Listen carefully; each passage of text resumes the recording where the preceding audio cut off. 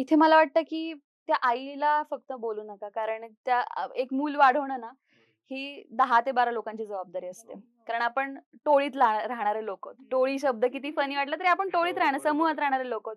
So एक बाळ जेव्हा व्हायचं ना, त्याला सांभाळणारे अनेक जण असायचे. अगदी आपल्या लहानपणापर्यंत आपण पाहिलं. आपण वाड्यात राहायचो किंवा नातेवाईक असायचे ना सतत. सो ती आई एकटी काहीच नाही करू शकणार आहे बिचारी. सो ती आई त्या मुलाचं एंटायर लाईफ नाहीये. हे आपण पहिले त्या आईचा गिल्ट तो काढला पाहिजे. आणि ती आई ज्या ट्रॅपमध्ये फसली आहे, त्याच ट्रॅपमध्ये आजोबा-आजी पण आहेत त्या बाळाचे. हे आपण विसरतोय का? कारण 50शीतले लोक इतके WhatsAppवर सतत मी पाहिलंय, आमच्या घरी पाहिलंय, सगळेजण म्हणजे सतत YouTube पाहतायत. सो हा ट्रॅप सगळ्यांवर आहे. फक्त लहान मुलांवर नाहीये. त्याच्यामुळे मला वाटतं, की जर तुम्हाला पुढच्या पिढीला थोडंसं चांगलं जीवन द्यायचंय ना, सगळ्यांनीच यावर कंट्रोल केला पाहिजे. फक्त आई-वडील नाही.